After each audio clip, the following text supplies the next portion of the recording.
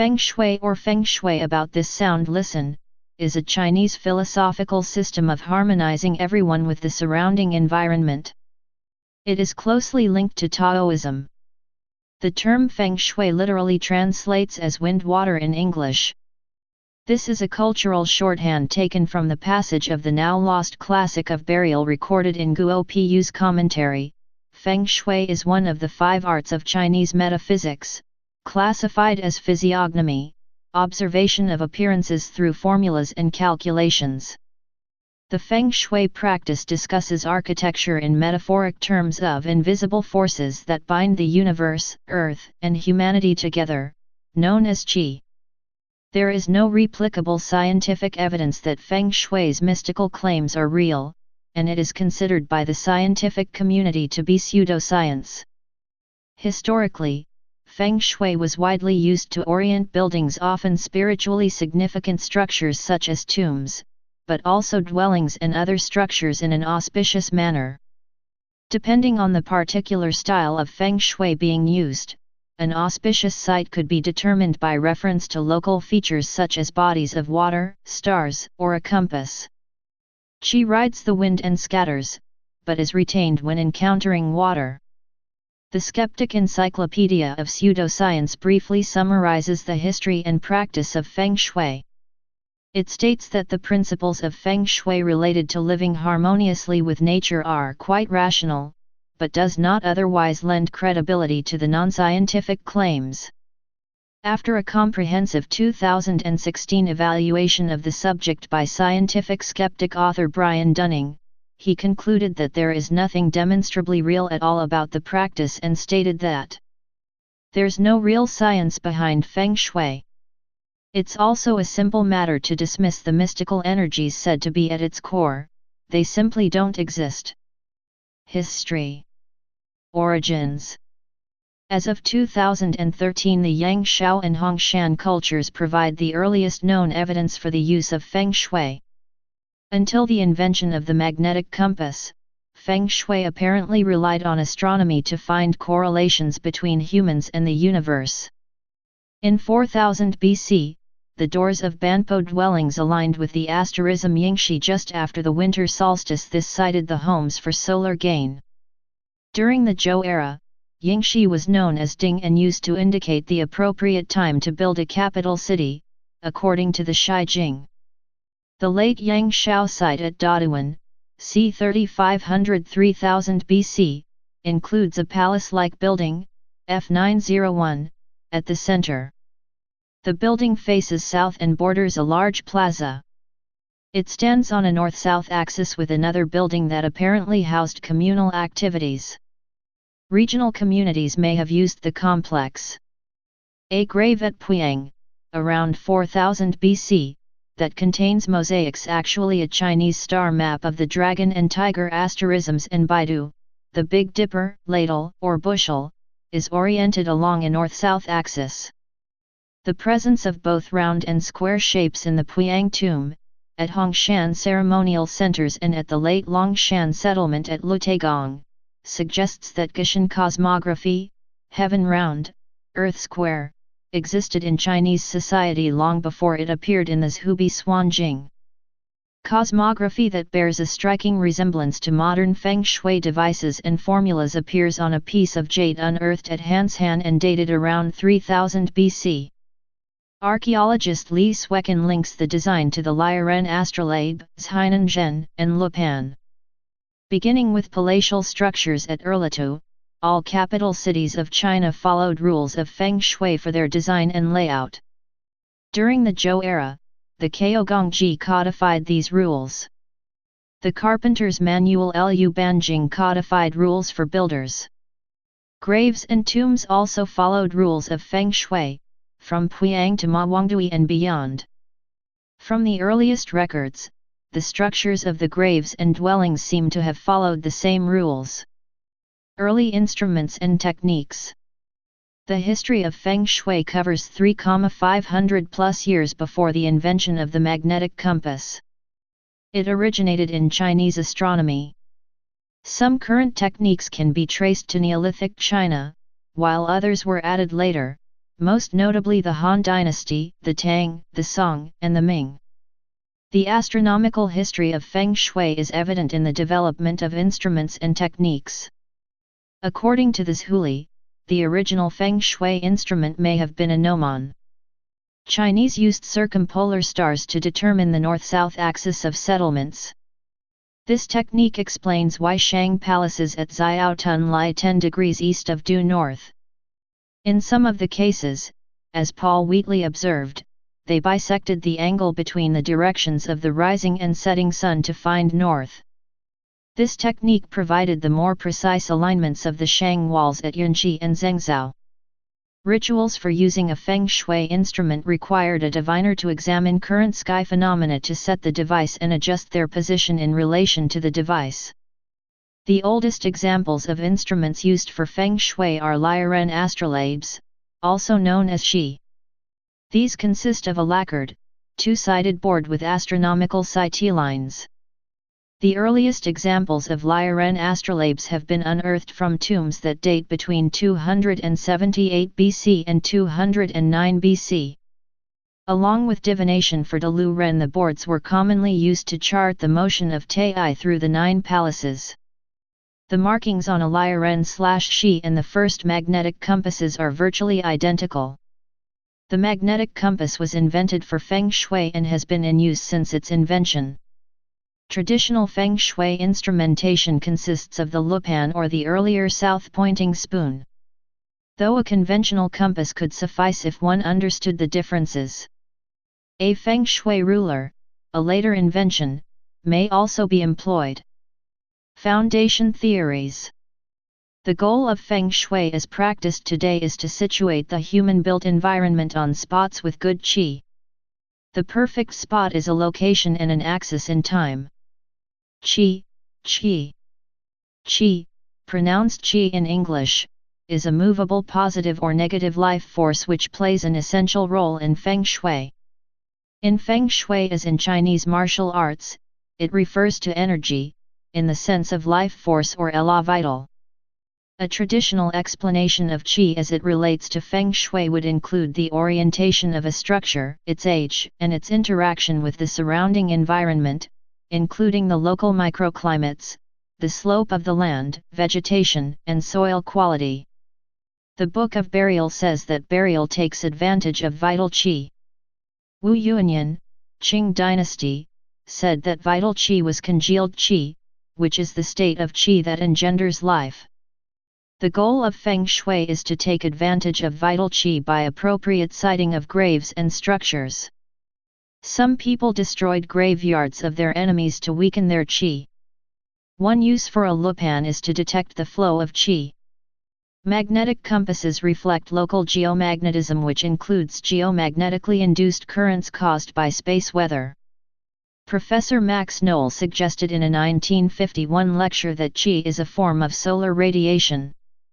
As space weather changes over time, and the quality of qi rises and falls over time, Feng Shui with a compass might be considered a form of divination that assesses the quality of the local environment, including the effects of space weather. Often people with good karma live in land with good qi. Polarity. Polarity is expressed in Feng Shui as yin and yang theory. Polarity expressed through yin and yang is similar to a magnetic dipole. That is, it is of two parts, one creating an exertion and one receiving the exertion. Yang acting and yin receiving could be considered an early understanding of chirality. The development of this theory and its corollary, five-phase theory, five-element theory, have also been linked with astronomical observations of sunspots. The five elements or forces, wuxing, which, according to the Chinese, are metal, earth, fire, water, and wood, are first mentioned in Chinese literature in a chapter of the classic book of history. They play a very important part in Chinese thought, elements meaning generally not so much the actual substances as the forces essential to human life. Earth is a buffer, or an equilibrium achieved when the polarities cancel each other. While the goal of Chinese medicine is to balance yin and yang in the body, the goal of Feng Shui has been described as aligning a city, site, building, or object with yin-yang force fields. Bagua, 8 trigrams. 2 diagrams known as Bagua, or Pa Qua, loom large in Feng Shui, and both predate their mentions in the Yu Jing, or I Ching. The Lo, river, chart, Luoshu, was developed first, and is sometimes associated with later heaven arrangement of the Bagua. This and the Yellow River chart, Hichu, sometimes associated with the earlier heaven Bagua, are linked to astronomical events of the 6th millennium BC, and with the turtle calendar from the time of Yao. The turtle calendar of Yao, found in the Yayadian section of the Shangshu or Book of Documents, dates to 2300 BC, plus or minus 250 years. In Yayadian, the cardinal directions are determined by the marker stars of the mega-constellations known as the 4 celestial animals. East. The Azure Dragon, Spring Equinox, Niao, Bird, Alpha Scorpiones. South. The Vermilion Bird, Summer Solstice, Huo, Fire, Alpha Hydri. West. The White Tiger, Autumn Equinox, Mo, Hare, Auditory, the Pleiades. North. The Black Tortoise, Winter Solstice, X, Emptiness, Void, Alpha Aquarii, Beta Aquarii. The diagrams are also linked with the Feng, 4 directions, method of divination used during the Shang dynasty. The Feng is much older, however. It was used at Niuliang, and figured large in Hongshan culture's astronomy. And it is this area of China that is linked to Yellow Emperor, Huangdi, who allegedly invented the south-pointing spoon, see compass. Traditional Feng Shui. Traditional Feng Shui is an ancient system based upon the observation of heavenly time and earthly space. The literature of ancient China, as well as archaeological evidence, provide some idea of the origins and nature of the original Feng Shui techniques. Form School. The Form School is the oldest school of Feng Shui.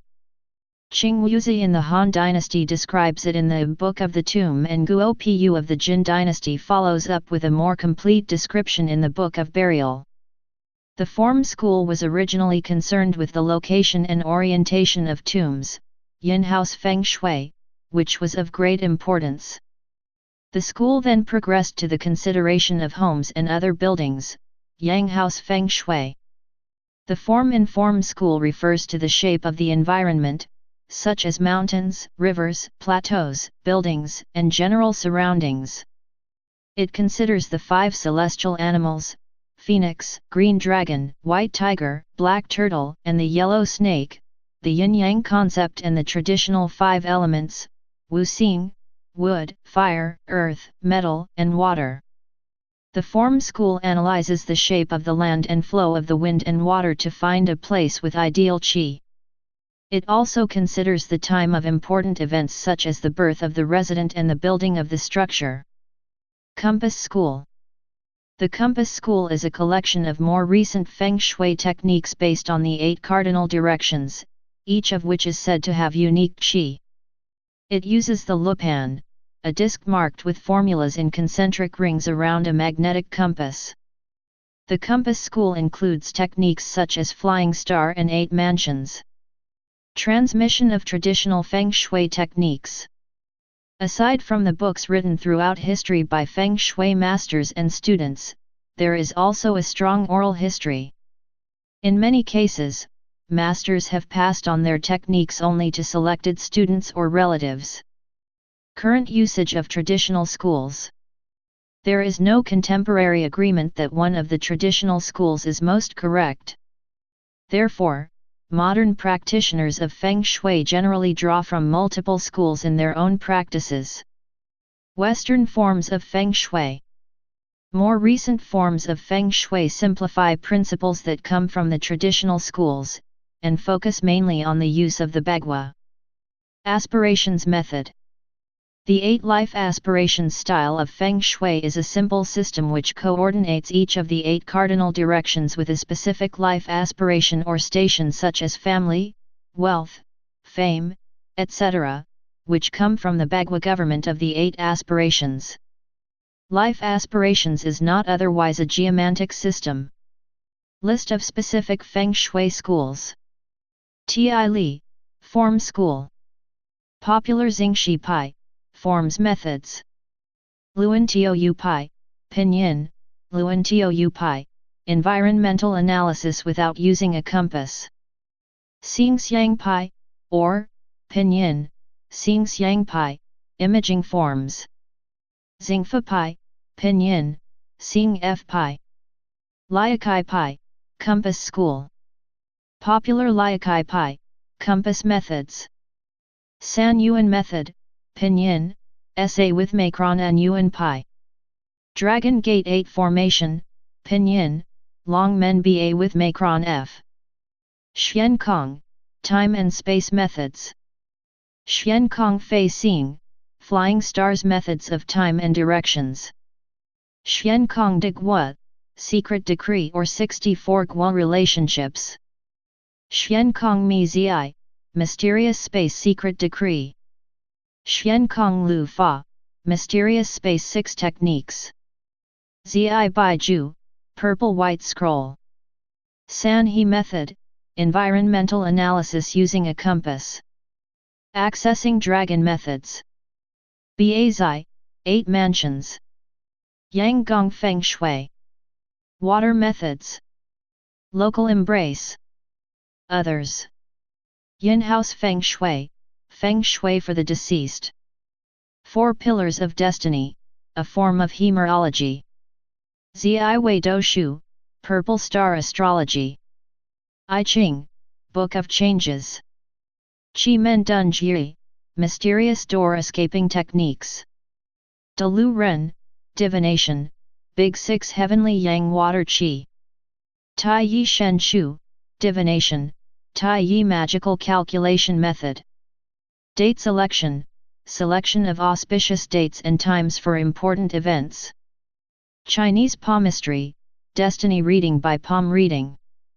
Chinese Face Reading, Destiny Reading by Face Reading. Major and Minor Wandering Stars, Constellations. 5 Phases, Relationship of the 5 Phases or Wuxing. BTB Black, Hat, Tantric Buddhist sect, westernized or modern methods not based on classical teachings. Symbolic Feng Shui, New Age Feng Shui methods that advocate substitution with symbolic, spiritual, appropriate representation of 5 elements, objects if natural environment or objects/s are not available or viable.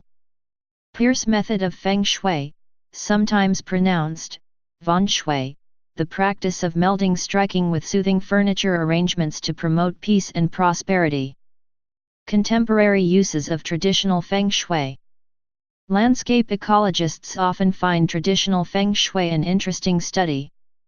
In many cases, the only remaining patches of old forest in Asia are Feng Shui woods, associated with cultural heritage, historical continuity, and the preservation of various flora and fauna species. Some researchers interpret the presence of these woods as indicators that the healthy homes, sustainability, and environmental components of ancient Feng Shui should not be easily dismissed. Environmental scientists and landscape architects have researched traditional Feng Shui and its methodologies. Architects study Feng Shui as an ancient and uniquely Asian architectural tradition.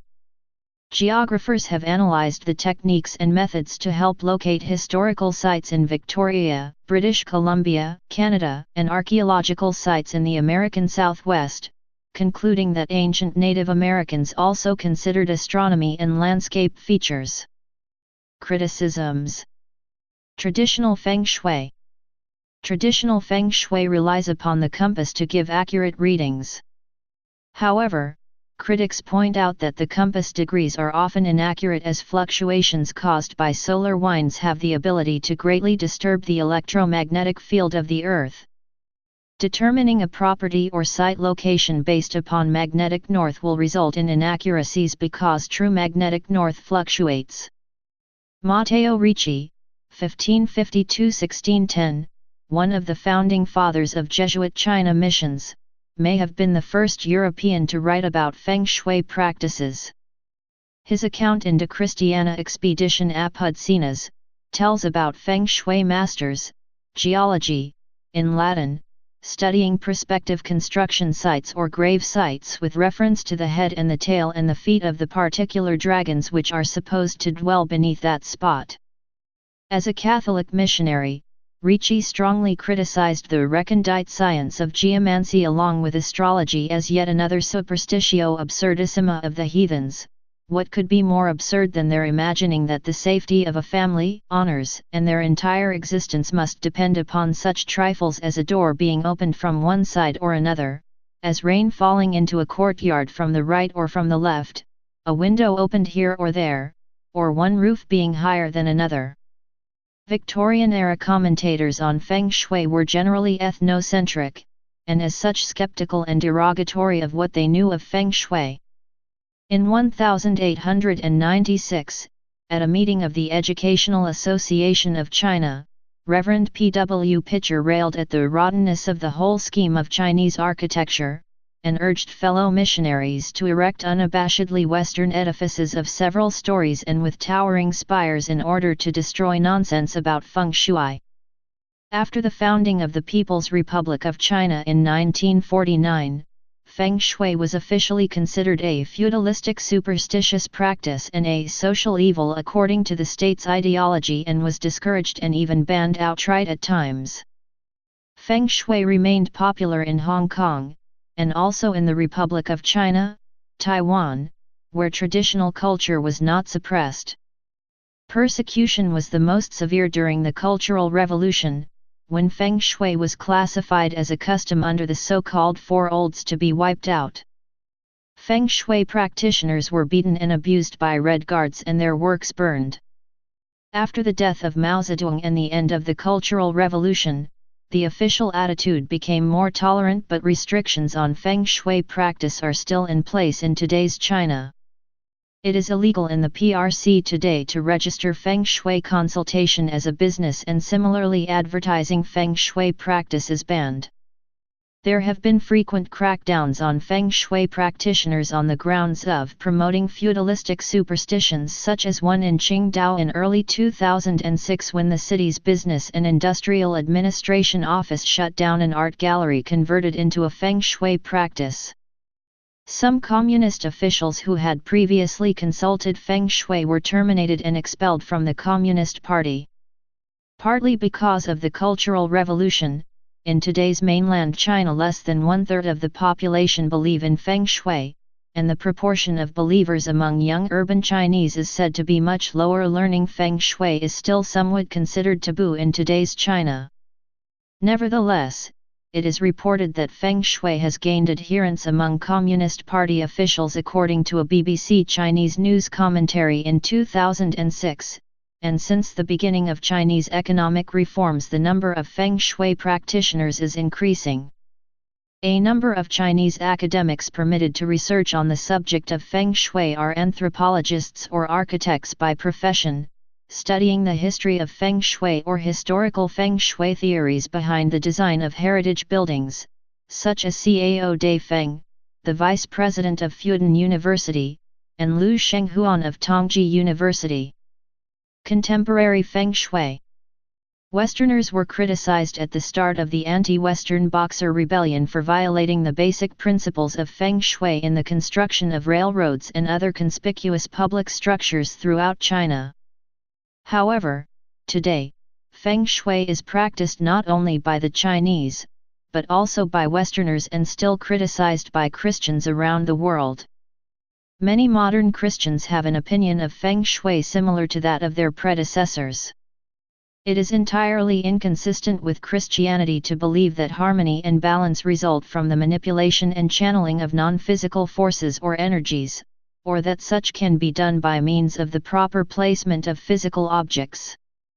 Such techniques, in fact, belong to the world of sorcery. Still others are simply skeptical of Feng Shui. Evidence for its effectiveness is based primarily upon anecdote, and users are often offered conflicting advice from different practitioners. Feng Shui practitioners use these differences as evidence of variations in practice or different schools of thought. Critical analysts have described it thus: Feng Shui has always been based upon mere guesswork. Some are skeptical of Feng Shui's lasting impact. Mark Johnson. This present state of affairs is ludicrous and confusing. Do we really believe that mirrors and flutes are going to change people's tendencies in any lasting and meaningful way?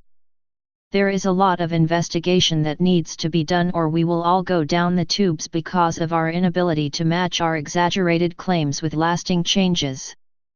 Nonetheless, after Richard Nixon journeyed to the People's Republic of China in 1972, Feng Shui became marketable in the United States and has since been reinvented by New Age entrepreneurs for Western consumption. Critics of contemporary Feng Shui are concerned that with the passage of time much of the theory behind it has been lost in translation, not paid proper consideration, frowned upon, or even scorned. Robert T. Carroll sums up what Feng Shui has become in some instances. Feng Shui has become an aspect of interior decorating in the Western world, and alleged masters of Feng Shui now hire themselves out for hefty sums to tell people such as Donald Trump which way his doors and other things should hang. Feng Shui has also become another New Age energy scam with arrays of metaphysical products, offered for sale to help you improve your health, maximize your potential, and guarantee fulfillment of some fortune cookie philosophy. Others have noted how, when Feng Shui is not applied properly, it can even harm the environment, such as was the case of people planting lucky bamboo in ecosystems that could not handle them. Feng Shui practitioners in China find superstitious and corrupt officials easy prey, despite official disapproval. In one instance, in 2009, county officials in Gansu, on the advice of Feng Shui practitioners, spent $732,000 to haul a 369-ton spirit rock to the county seat to ward off bad luck. The stage magician duo Penn and Teller dedicated an episode of their bullshit television show to criticize the construal of contemporary practice of Feng Shui in the Western world as science. In this episode, they devised a test in which the same dwelling was visited by 5 different Feng Shui consultants, all 5 producing different opinions about said dwelling, by which means it was attempted to show there is no consistency in the professional practice of Feng Shui. Feng Shui practice today. Apart from any mystical implications, Feng Shui may be simply understood as a traditional test of architectural goodness using a collection of metaphors. The test may be static or a simulation.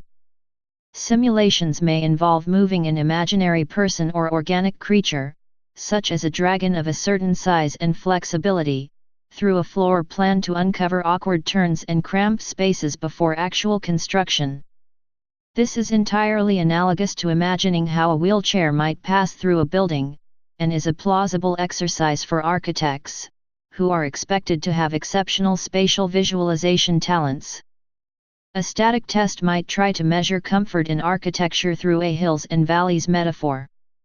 The big hill at your back is a metaphor for security, the open valley and stream represents air and light, and the circle of low hills in front represents both invitation to visitors and your control of your immediate environment.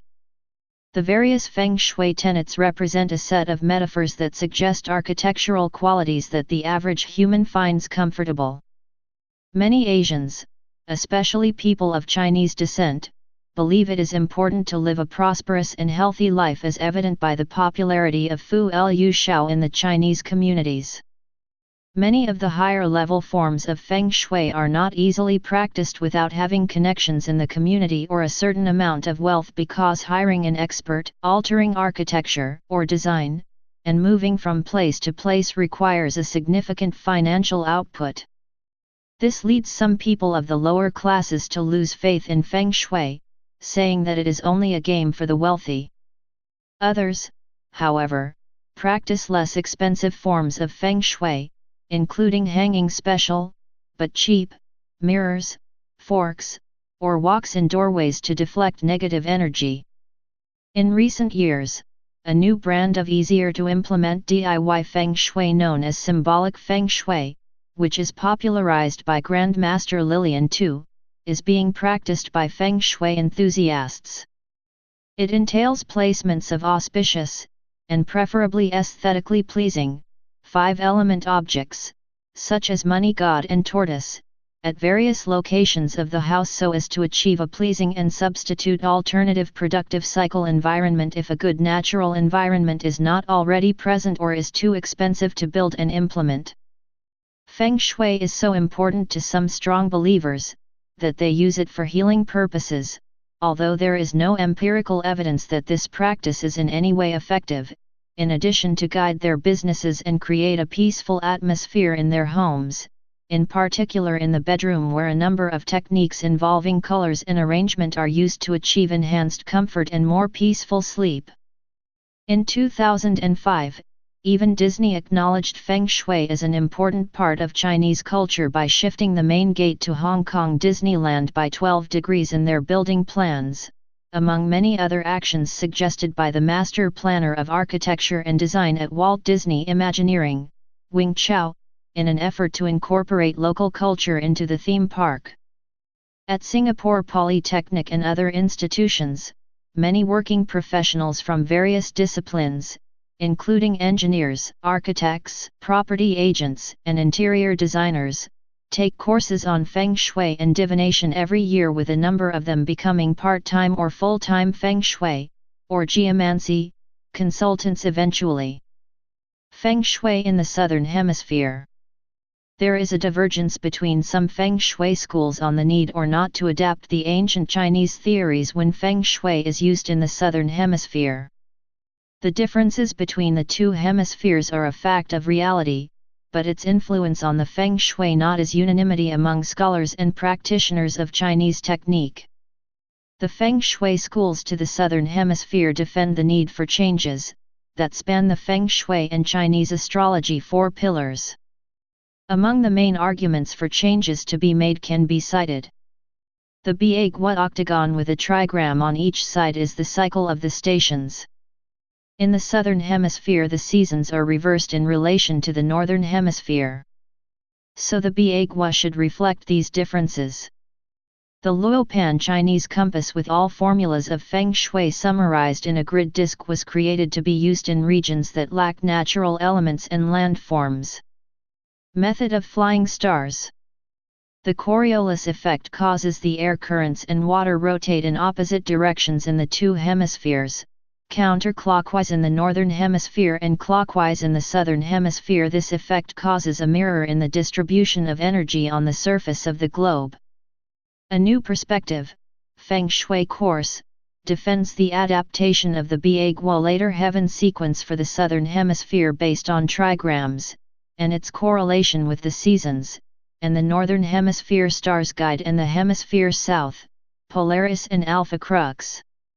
Feng Shui course created the solar method of the 4 seasons, unprecedented and valid method in both hemispheres. This perspective understands the profound Chinese philosophical and updated in time and space this important tool to create harmony and prosperity. The validity of these statements can involve discussions and studies. The following article outlines some reasons and methods used by adopting the adjustments to the Southern Hemisphere. Feng Shui in Brazil, for example. The application of Feng Shui depends on where we are on Earth, the place of geography, near a river, where supposedly energy flows, is moving, or near a mountain where energy accumulates. In the case of people, where they are born, where they live. Speaking in geographical coordinates, east and west remains, plus the equator acts as a mirror dividing Earth into 2 hemispheres, north and south. In the Northern Hemisphere cold it is in the north the Arctic, and the heat in the south the equator.